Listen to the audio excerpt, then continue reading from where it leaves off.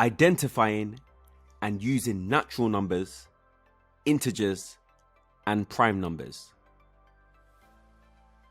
Hi students, in today's lesson you will be introduced to some very familiar and important numbers in maths, namely the natural numbers, the integers, and the prime numbers.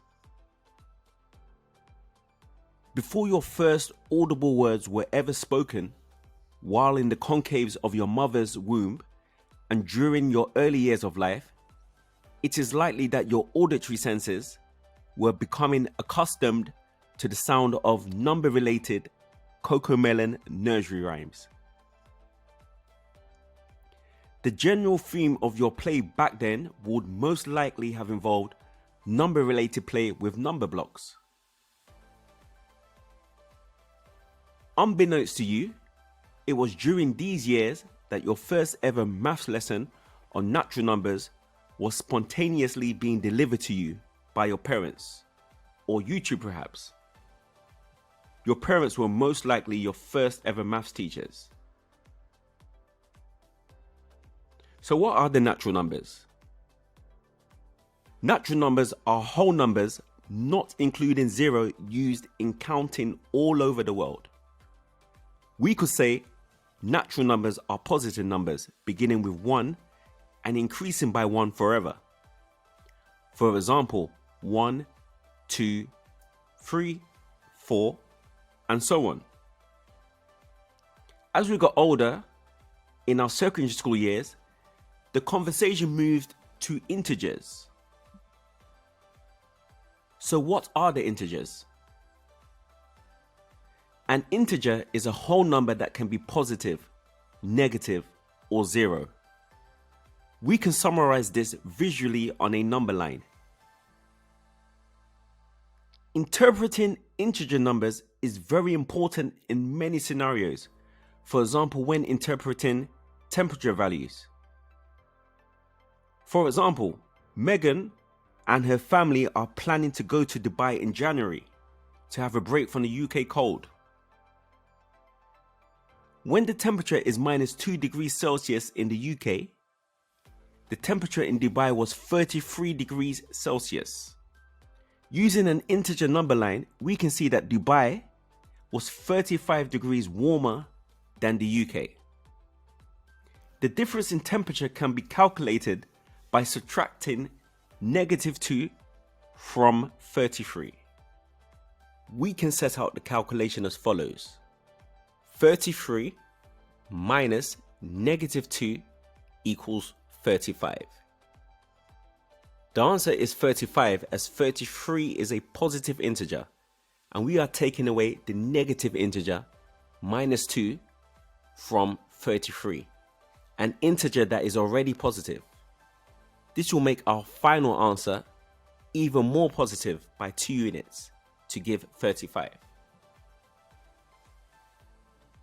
A common mathematically incorrect statement that students often make, pushed by the minus and the minus make a plus mantra, is to assume that this is true in every situation. However, this reasoning only applies when subtracting a negative number from an integer, which will equal a more positive number. It is sometimes incorrectly reasoned by students upon observing 2 negative signs. For example, in the sum -3, -5, that this means -3 plus 5. This is an incorrect application of the minus and the minus makes a plus mantra. So what about our prime numbers? A prime number is a number only divisible by itself and 1. 31 is an example of a prime number, as it is only divisible by 31 and 1. So why is our knowledge of prime numbers important? In any situation where we need sensible groupings, it's always good to analyze our starting number.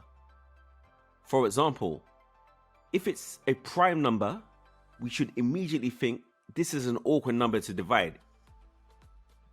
Imagine the logistical nightmare that would ensue during a school trip if a teacher divided a class based only on the factors of 31, you would have 31 groups containing one student in each group, or one huge group of 31.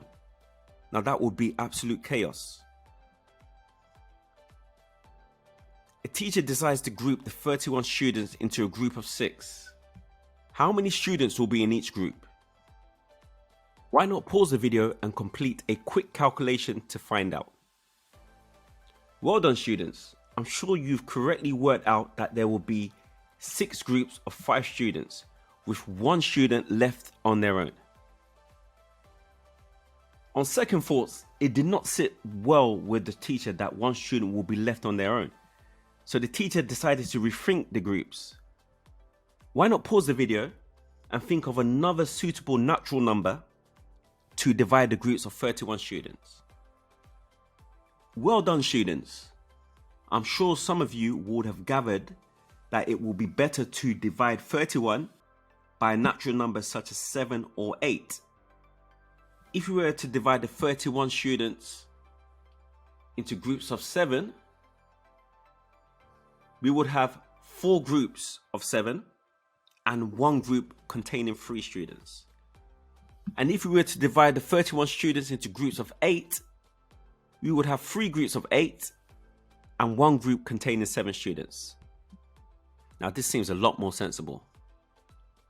To further reinforce our knowledge of identifying prime numbers and integers, let's do some more questions. Why not pause the video and list all the prime numbers up to 29, and also count all of the prime numbers between 1 and 100. Great work, students.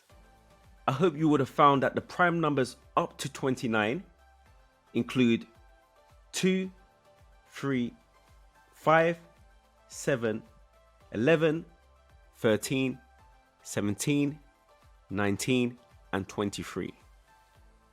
And I hope you would have found out that there are 25 prime numbers between 1 and 100. Well done, students. I really hope you've enjoyed this lesson. During this lesson, you have learned about some very important numbers in maths. These are the natural numbers, the integers, and the prime numbers. We also looked at the application of integers when calculating temperature differences, and also how an understanding of prime numbers can help when we are considering appropriate groupings. This is an ABBA Academy Scripts production. Don't forget to smash the like button and subscribe for more IGCSE Maths content. For online group IGCSE Maths tuition, don't forget to visit www.abbaacademytuition.com.